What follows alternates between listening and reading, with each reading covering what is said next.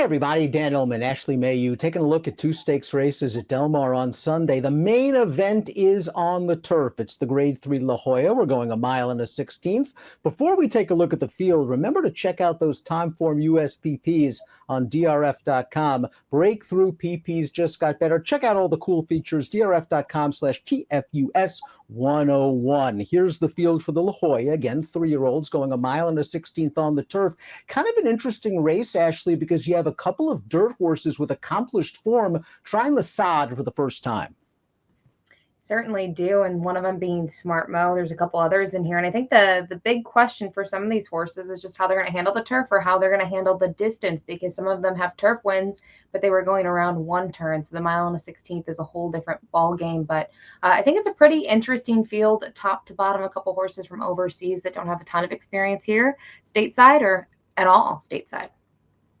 We'll throw up the Timeform US pace projector for this race. And the 7 Henry Q's been plying his trade on the main track, and occasionally he pops a big race. There's a chance, according to Timeform US, that he can get to the lead in a situation that favors frontrunners, and that would give Henry Q a huge advantage. He's coming out of some longer races on the dirt, right? A lot of mile and an eighth events where he has been forwardly placed and tired. But as you've mentioned, he's been able to pop some big races, one of that being the Mind That Bird Derby. He went fairly quick early on in that race as well and just ended up kind of decimating the field by nearly 15 lengths. But for him, he's one of the ones in the field that have to answer, can he handle the surface? The number 1 is Smart Mo, and Smart Mo is one of the horses switching to turf for the first time, and he's got some turf pedigree. His sire really enjoyed the surface. His dam won 8 races on it, and he was a very impressive debut winner on dirt, Ashley, a 94 Beyer speed figure. It didn't work out last time, but he was in against Travers Bound Reincarnate. Little drop in class should help. Yeah, last time out, it was kind of deep waters to face winners for the first time, and I thought the trip that he got and how he broke out of the gate, he just wasn't as sharp as he was on debut, but loved his debut. You can't knock him on that. And I think it's interesting to find him third career start, the surface switch, still staying in against Danks competition, now grade 3. But I agree, I still think it's a grade 3, but it is a little bit of a drop in class. Mark Klatt was always very aggressive with the number 2 Agency, ran this horse in a couple of graded stakes races as a 2-year-old and even earned a stakes placing on the dirt. Now, they've concentrated on turf racing this year. I thought he ran okay in his seasonal debut, rallying from off the pace, sprinting. Last time out, they tried him 2 turns, and it seemed like he was staying on, although he never threatened for top honors. Maybe he's racing himself back into shape. I agree with you. I thought that the first race of the year was actually pretty good, and just seeing him on the turf now, even though last time out he only was 6th, he was beaten by 4 lengths. It wasn't a horrible performance by any means, but his Beyers have really increased since what we saw from his campaign last year as a 2-year-old, and they had him in some tough spots last year. So this is a horse that, as you've mentioned, looks like they've had high hopes for, and I think now second time going long on the turf, he can take a step up.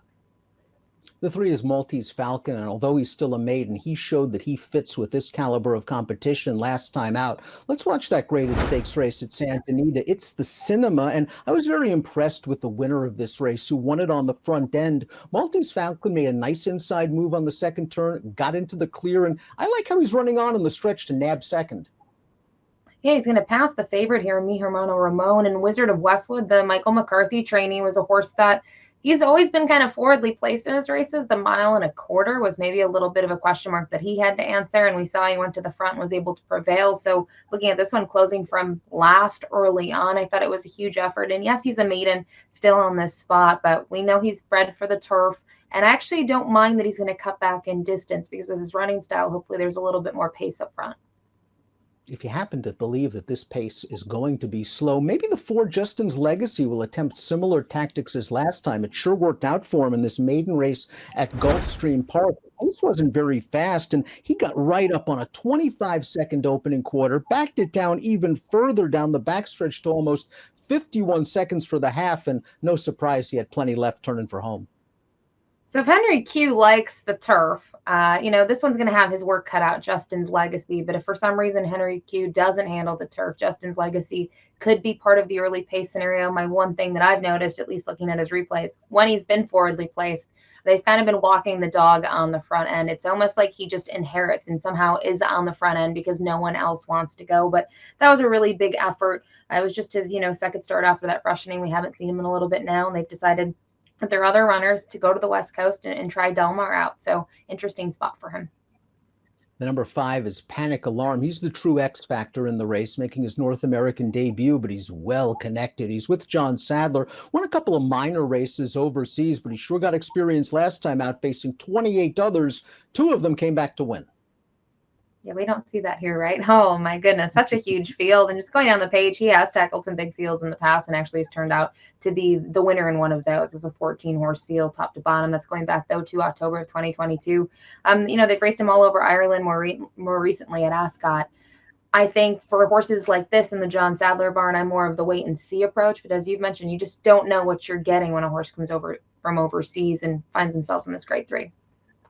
Kid Azteca also ran in the Oceanside last time out, and he just really didn't fire his best shot at a big price, although he didn't have the cleanest trip. He rallied from way out of it to win going down the hill 2 starts back. I think those are his preferred tactics, but he just not might get the setup.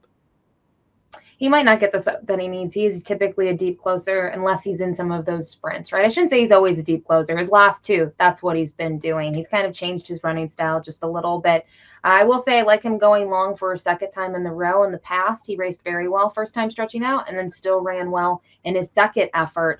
But the big thing is when you look at those races, I still think this caliber is probably a little bit better than he faced back then. Henry Q is the number 7. He's the expected pace setter according to Timeform US. He really ran a big race at Sunland Park in that Mind That Bird Derby when able to get to the lead. He's faced quality graded stakes competition on dirt in his last 2 races. And as we said, it's all about how he handles the turf. I like the progeny of Blame on the grass, but what do you make of that workout 2 back, a half mile and 55 on the turf? You wonder kind of what the track was like, right? Did they have anything cones out or some sort of rail that made that way in terms of training? But that's real slow. And even his next work wasn't eye-catching, but whatever Doug O'Neill's seen from him, right? Whether it's just pedigree or how he's moved over the turf course, they're going to give him a shot in this spot. And I do think from a pace perspective, he's extremely intriguing just because he has been very forward and the times have been quick in some of those races. And you've talked about the caliber he faced, Ohio Derby. We know Two Phil's unfortunately retired, but looked like he was kind of going to be one of the outstanding 3-year-olds of the year. And then the Belmont winner, Arcangelo, 2 starts back. So a different ball game for him in a lot of ways. And completing the field is the number 8 Zalamo. Trainer Leonard Powell is going to put blinkers on, maybe to try to get this horse into the race a little bit sooner because he just doesn't have any speed. And even watching that Group 3 2 starts back in France run at a glacial pace over a boggy turf course, he wound up last and had really no shot to rally into it.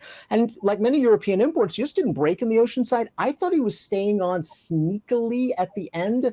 I'm just not sure he gets the right race flow here, and he might have to rally widest. Hoping that the equipment change helps him, right? Obviously, he didn't race too long ago. It was back on July 21st, so he hasn't had a ton of rest coming into this race. Maybe it's feedback from Mike Smith. He was dead last. He still tried, all in all, he still tried in the end, and he did pick up a couple of positions, beaten by less than 6 lengths. To me, it's a positive sign. Leonard Powell's been off to a good start at Del Mar. He's got another runner in here, so I would have to think he likes probably both of them, but they're different horses, and this one is the lesser known of the 2. Top pick time for the La Jolla on Sunday at Del Mar. You're going with Maltese Falcon. He's a maiden, but he doesn't look like a maiden. I mean, his last race was really good. He stayed on nicely, and he just looks progressive. He is a maiden, which is my one big reservation about him, right? You like horses that have wins coming into a stakes race. But I think looking at his last several efforts, I've been pretty impressed with him. He just needs a little bit more, and I'm curious to see him now cut back in distance. I'm actually hoping that he gets the setup that he needs, going from 1.25 miles to 1.1 miles. A little concerned that agency might find this distance a bit far, although he does have Bernardini on the bottom of his pedigree, and maybe that'll help him stay. They liked him last year at 2, running him in a couple of graded races. Maybe he's rounding back into form. Ashley's going with the 3. I'm going with the 2. Nice stakes action at Del Mar on Sunday. Good luck.